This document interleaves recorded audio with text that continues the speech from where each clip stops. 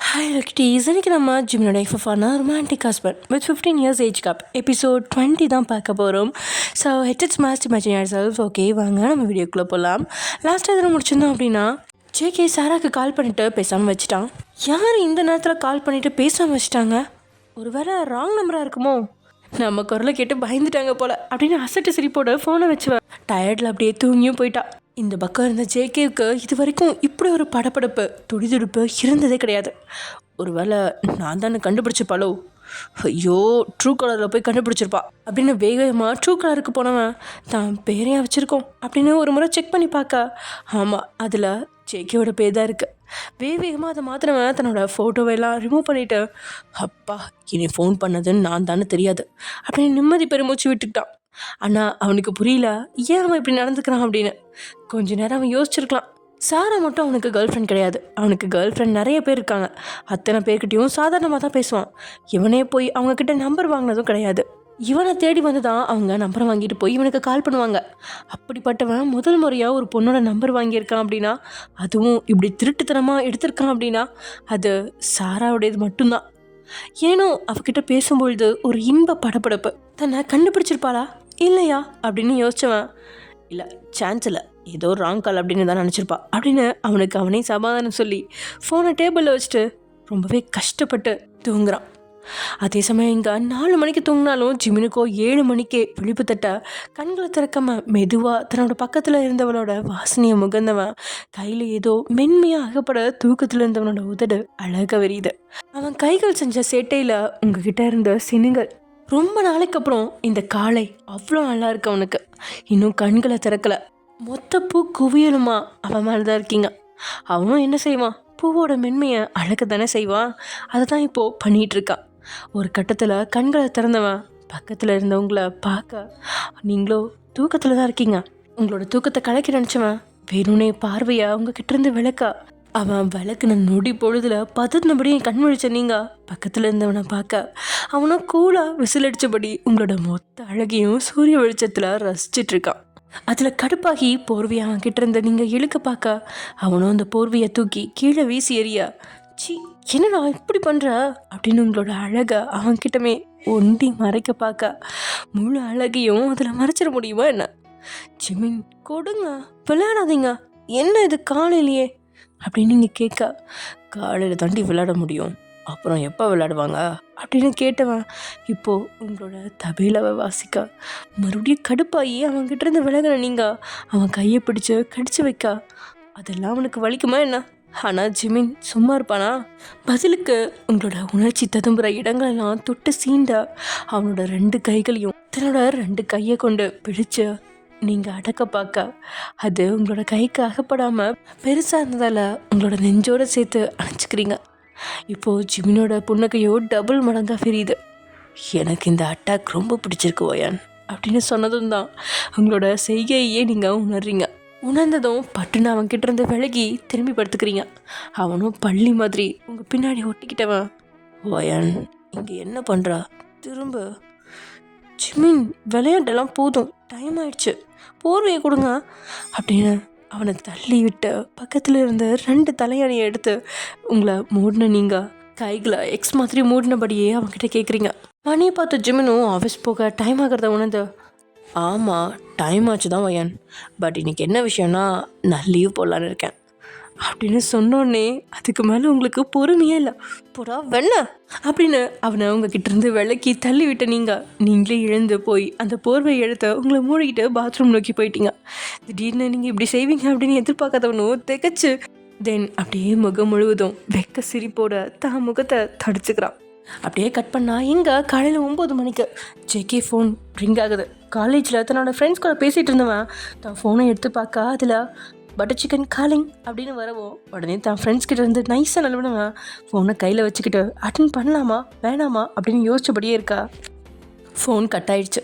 உடனே அவனுக்கு நிம்மதி பெருமூச்சு. ஆனால் அதுக்குள்ளே மறுபடியும் அவனோட ஃபோன் ரிங் ஆகுது.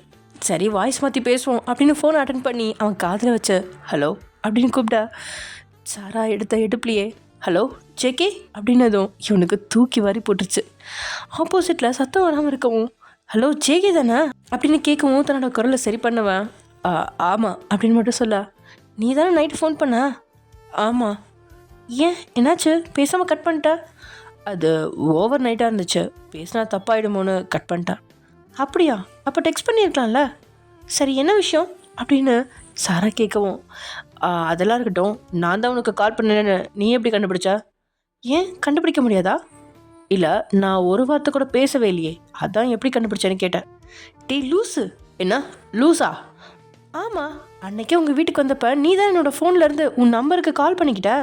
உன்னோட நம்பரை நானும் சேவ் பண்ணாமல் விட்டுட்டேன். நேற்று நைட்டு கால் வரவும் டயர்டாக இருந்ததுனால தூங்கிட்டேன். இப்போ தான் இந்த நம்பரை எங்கேயோ பார்த்த மாதிரி இருக்கேன்னு சொல்லி ஹிஸ்ட்ரியை செக் பண்ணி பார்த்ததில் கரெக்டாக அன்றைக்கி நைட் நீ கால் பண்ணது கிடச்சி, அதான் கேட்டேன். ஓ அப்படியா? ஆமாம், இப்போ தான் ஞாபகம் வருது. அப்போவே உன்னோட நம்பரை நான் வாங்கிட்டேன்ல. என்ன புதுசாக கேட்குற அப்படின்னு சாரா கேட்கா. இந்த விஷயத்த நான் எப்படி மறந்து போனேன் அப்படின்னு ஜேகே அவனே திட்டிக்கிட்டான். ஏன்னா நேற்று ஃபங்க்ஷனில் ஜேகே பட்டர் சிக்கனோட நம்பரை வாங்கணும் அப்படின்னு சொல்லி எவ்வளவோ கஷ்டப்பட்டான். அவகிட்ட கடலை போட தான் வந்திருப்பான். அதுக்குள்ளே தான் பாக்கியா வந்து நடுவில் இடம் மறிச்சிட்டாலா. ஸோ நம்பர் வாங்கினது க்ளோஸ். வேறு வழி இல்லாமல் உங்களோட ஃபோனை வாங்கி, அண்ணி எனக்கு உங்கள் ஃபோன் வேணும், என் ஃபோனை எங்கே வச்சேன்னு தெரில அப்படின்னு சொல்ல, சரி ஓகே அப்படின்னு சொல்லிட்டு நீங்களும் அன்லாக் பண்ணி கொடுக்க அந்த ஃபோனில் நம்பரை தேடி கண்டுபிடிக்கிறதுக்குள்ள போதும்னு ஆயிடுச்சு. சாரான்னு போட்டால் அதில் அந்த மாதிரி நம்பரே கிடையாது. மை டியர் சிஸ்ஸு அப்படின்னு போட்டு வச்சுருக்கீங்க.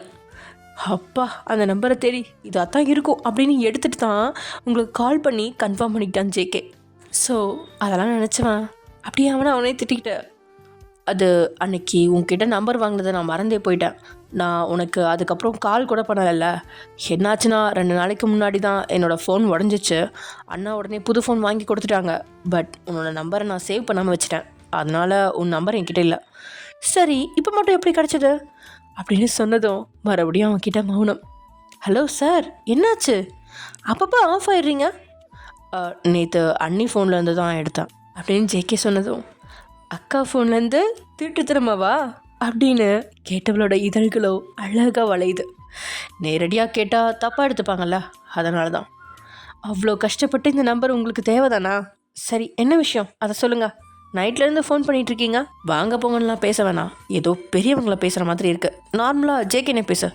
அது எப்படி பேச முடியும்? நீங்கள் தான் என்னோடய சீனியர் ஆச்சே, அப்போ பெரியவங்க தானே. சாரா ப்ளீஸ். சரி ஓகே, விஷயத்த சொல்லுங்கள். என்ன விஷயத்த சொல்கிறது? நீ இவ்வளோ கூலாக என்கிட்ட பேசுவேன்னு தெரிஞ்சிருந்தா நான் ஃபோன் பண்ணியிருக்கவே மாட்டேன். வாட்? ஆமாம், பாக்யாக்கா கிட்ட நான் ஜாலியாக பேசினதை கேட்டு நீ கோவமாக போனியா? அதான் மனசு கேட்கல. நான் சும்மா விளையாட்டுக்கு பேசினேன்னு சொல்ல தான் ஃபோன் பண்ணேன். ஓ சார், விளையாட்டுக்கு நான் குண்டு கோஸ்னு சொல்வீங்க. சாரி சாரா. சரி விடுங்க, ஒன்றும் பிரச்சனை இல்லை. நான் உங்களை மன்னிச்சிட்டேன், போதுமா? ஃபோன் வைக்கவா? ஏய் இரு, என்ன அவசரம்? என்னாச்சுப்பா? இல்லை, எனக்கு இன்னும் கிளாஸ் ஸ்டார்ட் ஆகலை, அது வரைக்கும் பேசலாமே. என்ன பேசுகிறது? என்ன பண்ணிகிட்ருக்க நீ? நானா இப்போ தான் பிரேக்ஃபாஸ்ட் சாப்பிட்டு வந்தேன். ஓகே, இன்றைக்கி என்ன பிளான்? வேறு என்ன பிளான்? காலேஜுக்கு தேவையானதெல்லாம் பர்ச்சேஸ் பண்ணோம். அப்பா இன்றைக்கி கூட்டிகிட்டு போகிறேன்னு சொன்னாங்க. ஒரு வேலை பிஸியாக இருந்தால் நாளைக்கு தான் கூட்டிகிட்டு போவாங்க. ஏன் நீ தனியாக போக வேண்டியதானே? மை டேடி அனுப்ப மாட்டார். ஒரு சில டைம் நானும் அக்காவும் அப்பாவுக்கு தெரியாமல் இல்லைனா ஏதாவது சாக்கு சொல்லிட்டு போயிடுவோம். ஆனால் எனக்கு இப்போ கம்பெனி கொடுக்க யாரும் இல்லை. தனியாக இருக்கிறதுனால என்னை விட மாட்டாங்க. நான் வேணும் வரவா? தாராளமாக வீட்டுக்கு வந்து எங்கள் அப்பா கிட்ட பெர்மிஷன் வாங்கிட்டு என்னை கூட்டிகிட்டு போங்க அப்படின்னு சாரா சொல்ல, அது கேட்ட ஜேகேயோட இதழ்கள் அழகாக விரியுது. எதுக்கு இப்போ சிரிக்கிறீங்க அப்படின்னு அவன் கேட்டதும் ஆச்சரியமாக வெளி விரிச்சவன், ஓய் நான் எங்கே சிரிச்சது உனக்கு எப்படி தெரியும்? எனக்கு தெரியும், சொல்லுங்க. நான் எங்கே சிரித்தேன்? சரி ஓகே, நான் சிரித்தது உனக்கு எப்படி தெரியும்? நான் எதுக்காக சிரிக்கணும்னு நீ நினைக்கிற அப்படின்னு ஜேகே கேட்கா. சரியா அந்த நேரம் பீரியட் பெல் அடிக்கா. உங்களுக்கு கிளாஸ் டைம் ஆயிடுச்சுன்னு நினைக்கிறேன், பாய் அப்படின்னு சொல்லி உடனே சாரா ஃபோனை வச்சிட்டா. அந்த டைம்னு பார்த்து அங்கே ஒரு வேலையாக வந்த லட்சு ஜேகேவை பார்த்து அழகாக சிரிச்சு, குட் மார்னிங் அண்ணா அப்படின்னு சொல்ல, இவ எங்கே இங்கே வந்தா அப்படின்னு வேண்டா வெறுப்பான்னு நினச்சவனும் அதை முகத்தில் காட்டாம, குட் மார்னிங், என்ன இந்த பக்கம்? அதுவா, சீனியர் அக்கா என்னை கூப்பிட்ருக்காங்களாம், கல்ச்சுரல்ஸ் வருதுல்ல, அதை பற்றி பேச தான் போகிறேன். ஓ அப்படியா? இந்த காலேஜ் உனக்கு செட் ஆகிடுச்சு தானே? ஓரளவு செட் ஆகிடுச்சு. ஹெல்ப் பண்ண நீங்கள் தான் இருக்கீங்களே அண்ணா. சரி பார்த்துப்போ. எந்த அக்கா? நளினி அக்கா.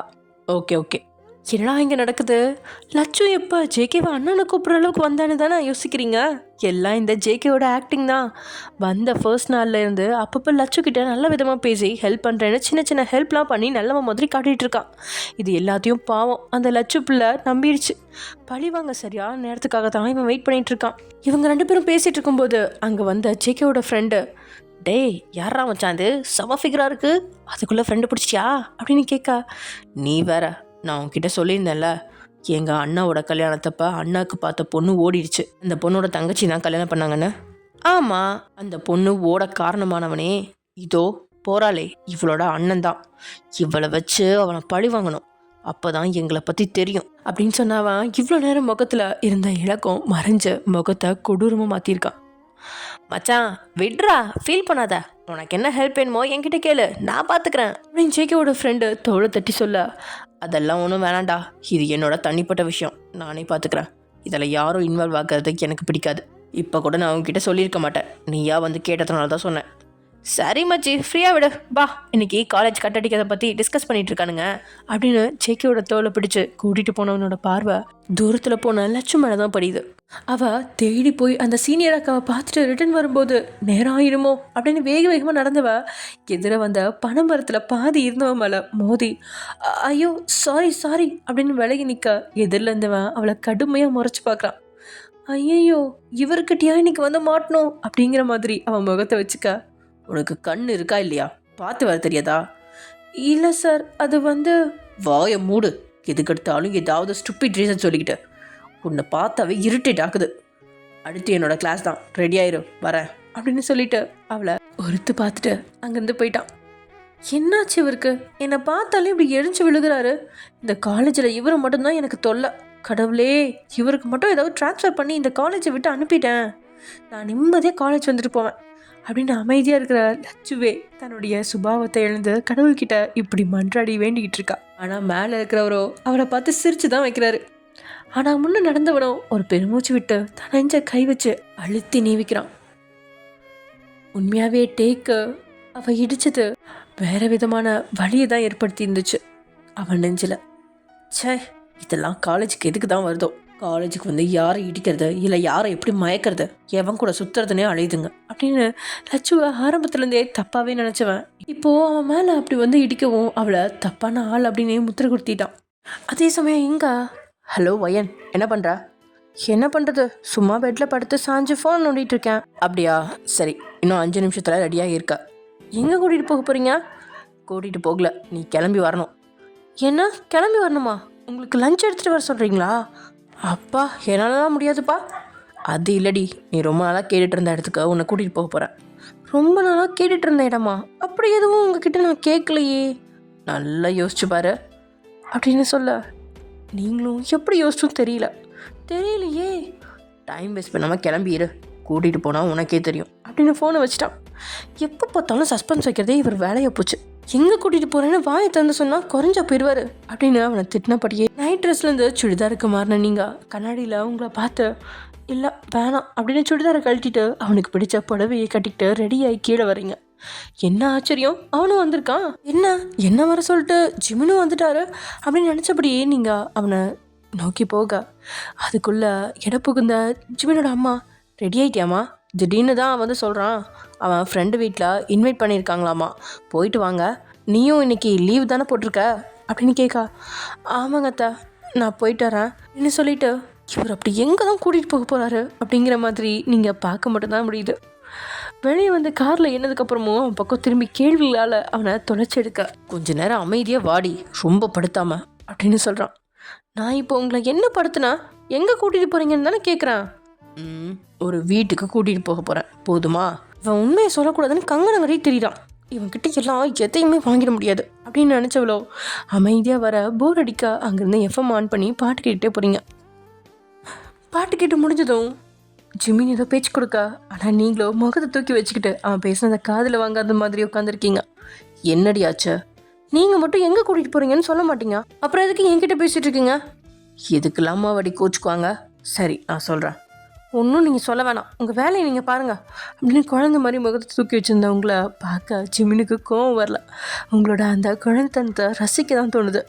சரின்னு இவனும் எதுவுமே பேசாமல் வாயை மூடிக்கிட்டு வர கொஞ்ச நேரத்துக்கு அப்புறம் மறுபடியும் அவன் பக்கம் திரும்ப நீங்கள் பேசாதீங்கன்னு சொன்னால் பேச மாட்டீங்க அப்படி தானே அப்படின்னு கேட்க, இப்போது தான் பற்கள் தெரிய உங்களை பார்த்து சிரிச்சுவேன். இப்போ நான் உனக்கு என்ன பண்ணணும்னு சொல்கிறேன்? பேசினாலும் திட்டுற, பேசுனாலும் திட்டுற. நான் பாவம் நான் தான் உண்மையிலேயே பாவம். சரி அப்படின்னு சொன்னவனோட பார்வை போன இடத்த பார்த்தவா என்ன அப்படிங்கிற மாதிரி புருவம் உயர்த்தா, என்னோட கிஃப்ட்டு போட்டிருக்கியா இல்லை கழட்டி வச்சிட்டியா? சார் அதை போட்டு விடும்போது கழட்டு கூடாதுன்னு சொல்லவே இல்லையே. அப்போ கழட்டிட்டியா? பின்ன வெளியே வரும்போதெல்லாம் போட்டுட்டு இருப்பாங்களா அப்படின்னு நீங்கள் அசால்ட்டாக சொல்ல, இந்த முறை ஜிமினுக்கு கோவம் வந்துருச்சு. அவன் இதே வண்டியை ஓட்டினபடியே வந்தவனை இப்போது ரசிக்கிற முறை உங்களதாயிடுச்சு. அவன் கோபத்தை ரசித்து பார்த்து நீங்கள் உங்கள் கிஃப்ட்டை மட்டும் கேட்குறீங்களே, என்னோடய கிஃப்ட்டை நீங்கள் போட்டிருக்கீங்களா அப்படின்னு கேட்டதும் அவன் உங்களை முறைச்சிட்டு மறுபடியும் வண்டி ஓட்டுறதுலேயே கவனமாகறான். அதே சமயம் இங்கே காலையில் 11 மணி சுகாவோட வீட்டு கதவை தட்டுற சத்தம் கேட்குது. நைட் ஷிஃப்ட் வேலைக்கு போயிட்டு லேட்டாக தான் வந்து படுத்தான். 2-3 முறை கதவு தட்டினதுக்கு அப்புறம் தான் தூக்க கலக்கத்தில் தள்ளாடின பண்ணி எழுந்து வந்து கதவை திறந்தவன் சத்தியமாக எதிர்பார்க்கல அது அவனோட மனைவி தான். ஆமாம், பாக்யா தான் அன்னைக்கு நடந்த சண்டைக்கு அப்புறம் இப்போ தான் அவங்களோட வீட்டுக்கு உள்ளே அடி எடுத்து வைக்கிறா. தூக்க கலக்கத்தில் இருந்தவன் லச்சு அப்படின்னு ஷாக் ஆகி அவளை பார்க்க அதெல்லாம் கண்டுக்கொள்ளாதவ அவனை முறைச்சபடியே உள்ளே நுழைஞ்சு தன்னுடைய பேக்கை அவங்களோட ரூம்குள்ளே வச்சவ திரும்பி அவங்களோட பெட்ரூமை பார்த்து அவனோட முகத்தை பார்க்க இன்னும் அவன் தூங்கிட்டு தான் இருக்கிறான் அப்படிங்கிறது அவளுக்கு புரிய அவனை ஒரு வெற்று பார்வை பார்த்துட்டு அந்த ரூமை விட்டு போயிட்டா.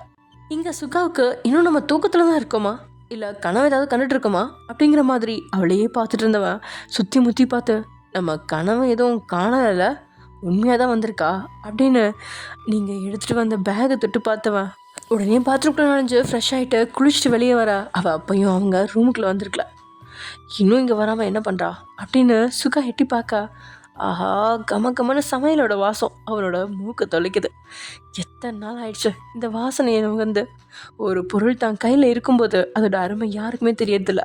அதுவே அந்த பொருள் நம்ம கையை விட்டு போனதுக்கப்புறம் தான் அந்த பொருள் விலை மதிப்பில்லாதது அப்படிங்கிறதே தெரியும். அது மாதிரி தான் தினமும் இப்படி விதவிதமாக சமைச்சு அவனுக்காக காத்திருக்கிறவள ஒரு நாளும் இவன் மதிச்சதில்லை. ஆனால் அவன் எப்போ அந்த வீட்டை விட்டு போனாலோ அதுக்கப்புறம் தான் அவன் செஞ்ச ஒவ்வொரு செயலும் அவனை ரொம்பவே தாக்கி இருந்துச்சு. அவள் இல்லாத அந்த வீடு வெறுமையாக காட்சி அழிச்சதை உணர்றான். அதில் முக்கியமான ஒன்று அவன் சமையலோட வாசனை.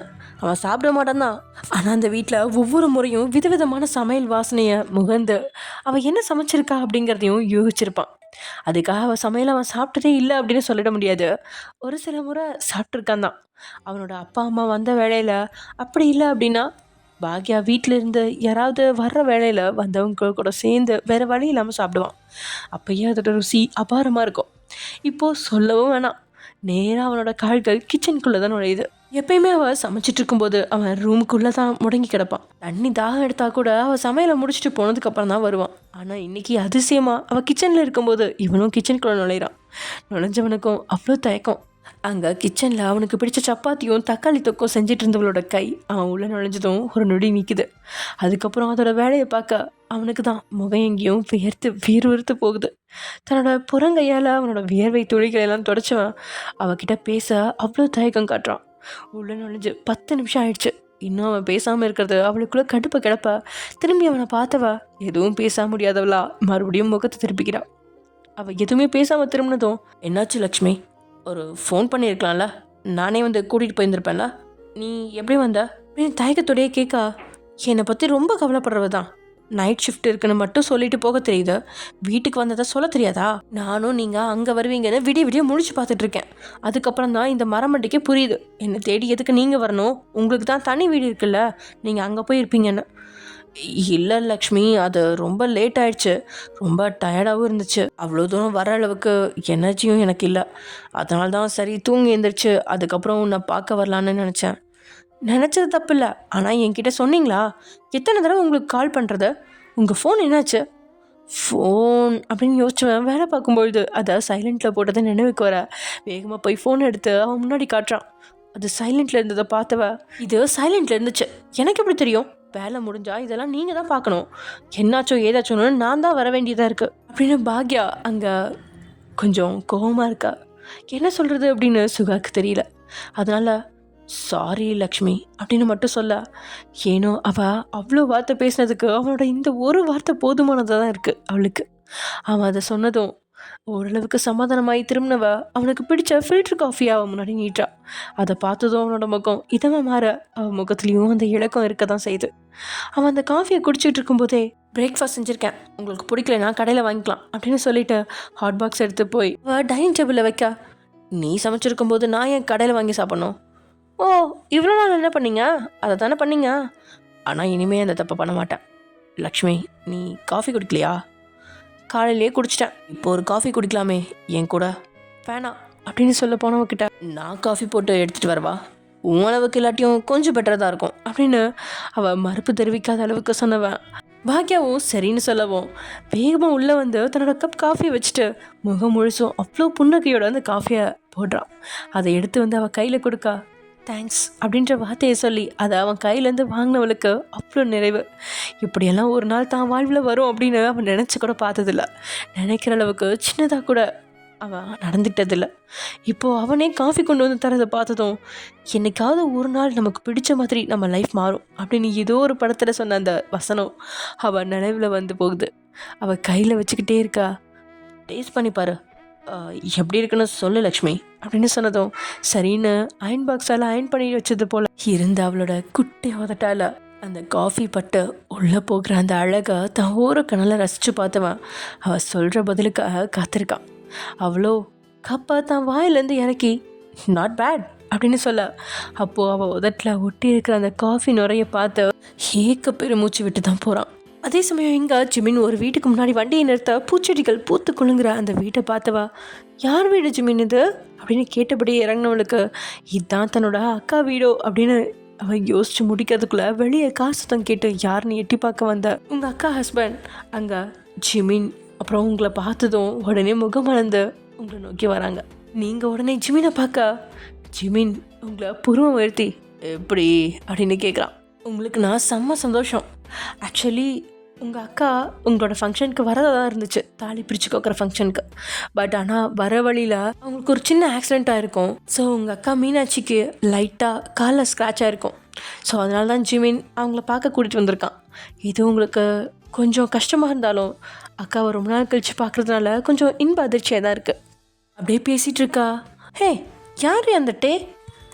லட்சு அடிக்கடி சொல்லிகிட்டே இருக்கா, அந்த பையனோட கிளாஸில் மட்டும் அவர் ரொம்ப எல்லோரும் முன்னாடி திட்டுறாரு போல்.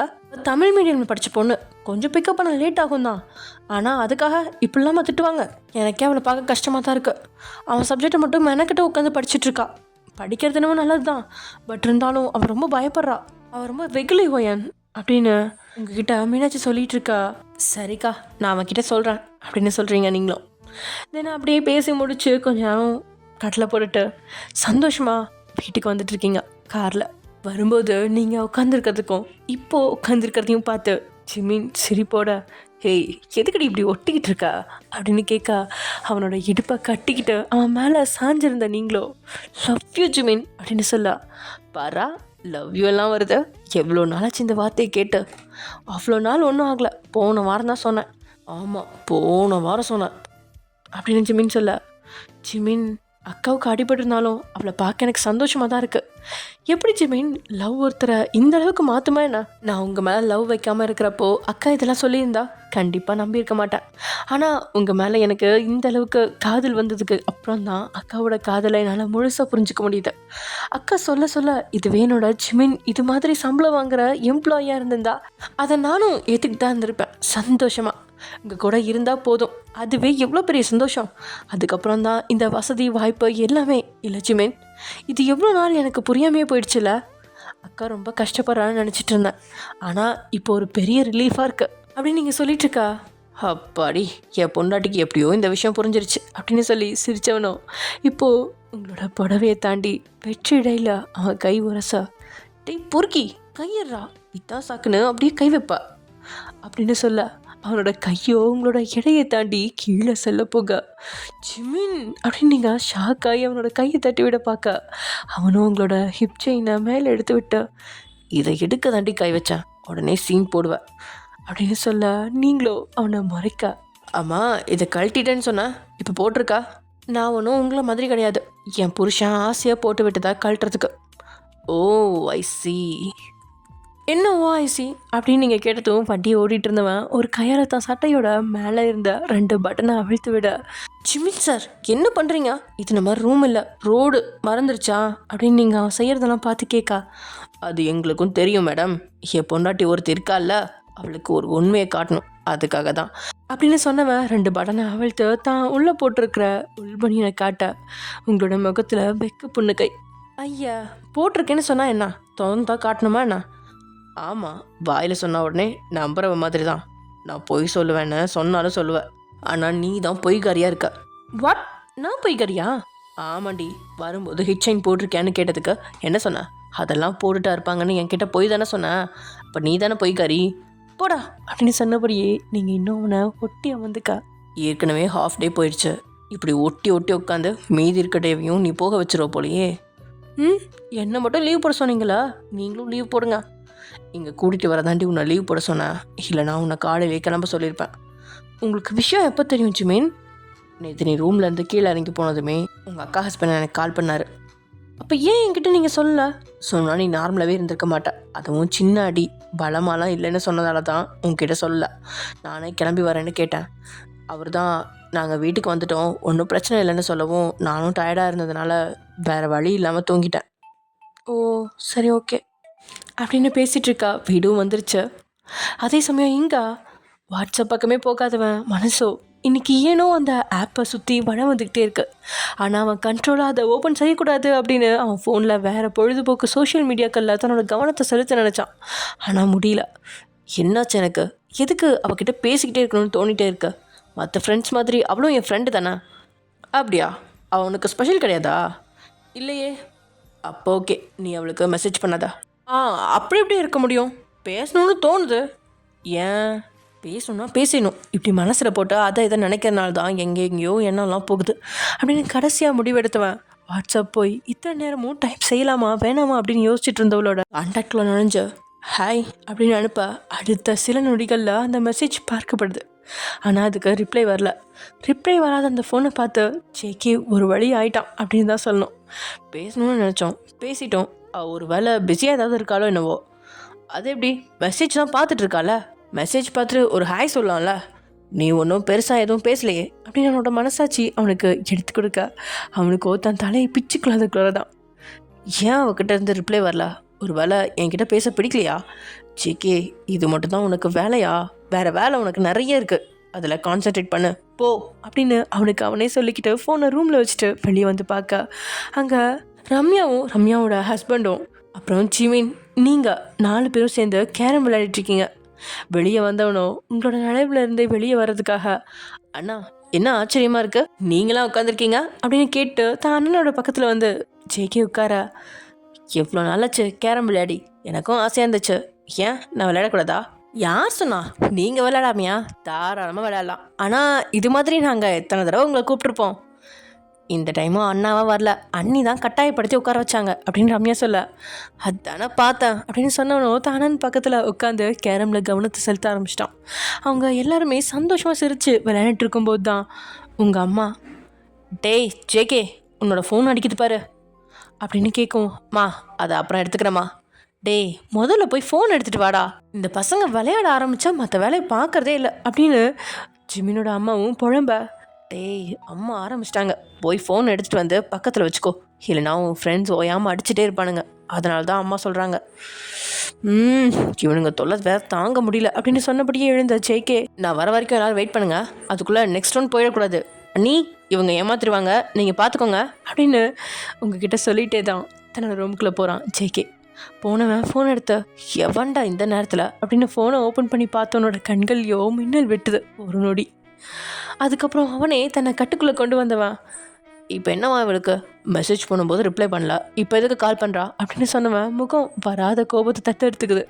சாரா அவளோட மிஸ்டு காலை தொடர்ந்து அவள் அனுப்புகிற மெசேஜ், ஹாய் ஜேகே என்ன பண்ணுற, சாப்பிட்டியா, பிஸியா அப்படின்னு 4 மெசேஜ் அனுப்பியிருக்கா. அதெல்லாம் வரிசையாக அவன் நோட்டிஃபிகேஷனில் வந்து நிற்கா. இதுக்கு ரிப்ளை வரல அப்படின்னதும் தான் கால் செஞ்சுருக்கா அப்படிங்கிறது புரிஞ்சு ஏனோ அவனோட மனசு ரெக்க கட்டி பறக்க அதை குறை தான். உடனே தான் ரூமில் இருந்து எட்டி பார்த்தவன், காய்ஸ் நீங்கள் கண்டினியூ பண்ணுங்கள், முக்கியமான கால், பேசிட்டு வந்து ஜாயின் பண்ணிக்கிறேன் அப்படின்னு சொல்லிட்டான் ஜேகே. அதெல்லாம் முடியாது, இப்போ போயிட்டா இனிமேல் சேர்த்துக்கவே மாட்டோம் போடா அப்படின்னு ரம்யா சொல்ல, எங்கே அது அவன் காதில் வாங்கினதானே. அவன் பாட்டுக்கு உள்ளே நுழைஞ்சிட்டான். அப்படி என்ன சாருக்கு முக்கியமான கால் அப்படின்னு ஜிமின் சந்தேகமாக கேட்க, வேற என்ன, 4 பேர் சேர்ந்து எப்படி நாளைக்கு காலேஜை கட்டடிக்கலாம், எப்படி எல்லாம் காசு வீணாக செலவு பண்ணலாம், பொண்ணுங்க பின்னாடி எப்படி சுற்றலாம், இது மாதிரி நாட்டுக்கு முக்கியமானது எல்லாம் பேசுவாங்கண்ணா, அதனால தான் எஸ் ஆயிட்டான் அப்படின்னு ரம்யா சொல்ல, ஓய் என்னடி என் பையனை விட்டா ஏதோ பொண்ணுங்க பின்னாடி சுற்றுற மாதிரி பில்டப் பண்ணிட்டு இருக்க, என் பசங்க 2மே தங்கம், சொக்க தங்கம் அப்படின்னு ஜிமினோட அம்மா சொல்ல, ஆமாம் ஆமாம் நீ தான் நினச்சிட்டு இருக்கணும், போமா போய் கிச்சனில் வேலை இருந்தால் பாரு அப்படின்னு ரம்யா சொல்ல, அப்படியா சரி நான் போகவா, ஜிமின் இருக்கானே சரி அவன்கிட்ட பேசலான்னு நினச்சேன், உனக்கு வேணான்னா நான் போகிறேன் அப்படின்னு சொன்னதும் உடனே அம்மாவை மறைச்சு பார்த்த ரம்யா, நேரம் பார்த்து இந்த தாய்க்கல்வி போட்டு கொடுக்குது அப்படின்னு நினச்சவ அமைதியாயிரா. ஜிமினோ என்னாச்சு என்ன விஷயம் அப்படின்னு கேட்டதும், அம்மா ஏதோ உங்ககிட்ட பேசணுமாண்ணா அப்படின்னு சொன்னவன் இதுக்கு மேலே விளையாட முடியாமல் தான் கணவனுக்கு கண்ணை காட்டிட்டு அவங்க 2 பேரும் ரூம்குள்ளே போய் புகுந்துக்கிட்டாங்க. இங்கே ஜிமின் உங்ககிட்ட ரம்யாவோட கணவர் பிஸ்னஸில் நஷ்டம் ஆயிடுச்சு, அதனால பணம் கேட்குறத பற்றி ஜிமின் கிட்ட சொல்லிட்டு இருக்காங்க ஜிமினோட அம்மா. இங்கே ஜேகே ஃபோன் பண்ணலாம் அப்படின்னு போக மறுபடியும் சாரா கிட்ட இருந்து ஃபோன் வரவும் உடனே ஃபோன் அட்டென்ட் பண்ணி காதில் வச்சுவேன். ஹலோ அப்படின்னு அவன் சொல்லும் முன்னாடியே வாட்ஸ்அப்புக்கு வா அப்படின்னு சொல்லிட்டு ஃபோனை கட் பண்ணிட்டா. ஜேகேவும் சரி அப்படின்னு வாட்ஸ்அப்புக்கு போக அவன் அனுப்புகிற மெசேஜ்க்கெலாம் ரிப்ளை அனுப்புனவன், என்னாச்சு அப்போவே மெசேஜ் பார்த்தா இவ்வளோ நேரம் கழிச்சு ரிப்ளை பண்ணியிருக்கா, அதுவா பக்கத்தில் அப்பா இருந்தாங்க, எங்கள் அப்பா எல்லாத்தையும் நோட் பண்ணுவார், அதனால தான் ரூமுக்கு வந்து ரிப்ளை பண்ணுறேன், உங்களுக்குமே தெரியல எதுக்காக நம்ம இவ்வளோ ரகசியமாக ஜேகேட்ட பேசுகிறோம் அப்படின்னு. ஓ என்னாச்சு ஜேகே திடீர்னு மெசேஜ்லாம் பண்ணியிருக்கா, நீ தானே சொன்ன பேசணுன்னா டெக்ஸ்ட் பண்ண சொல்லி. ஆமாம் ஏதாவது விஷயம் இருந்தால் பேசலான்னு சொன்னேன், சும்மா யாராவது பேசுவாங்களா என்ன, யார் சும்மா பேசுறது, நாளைக்கு காலேஜில் ஃப்ரெஷர்ஸ் எல்லாம் வராங்க, நீயும் வரதானே. ஆமாம் அதுதான், அதை கேட்க தான் ஃபோன் பண்ணேன், சாரி மெசேஜ் பண்ணேன். இப்படி வரப்போகிறா, இல்லை நாளைக்கு ரேக்கிங்லாம் நடக்கும், உனக்கு என்னோடய ஹெல்ப் வேணும்னா தாராளமாக கேட்கலாம். சார் பெரிய டானோ, அதெல்லாம் வேணாம் எங்கள் அக்கா பார்த்துக்குவா. அப்போ என்னோடய ஹெல்ப் வேணாம் அப்படி தானே. அப்படி கிடையாது, தேவைப்படாதுன்னு நினைக்கிறேன் அப்படின்னு சாரா சொல்ல அவன் மனசில் கருவிக்கிறான், நாளைக்கு கண்டிப்பாக உனக்கு என் ஹெல்ப் தேவைப்படும் அப்படின்னு சொல்லி. ஓகே ஃப்ரெண்ட்ஸ், இதோட இந்த எபிசோட முடிச்சுக்கலாம். நெக்ஸ்ட் எபிசோட என்ன நடக்க போகுது அப்படிங்கிறத நெக்ஸ்ட் எபிசோட பார்க்கலாம். Okay bye.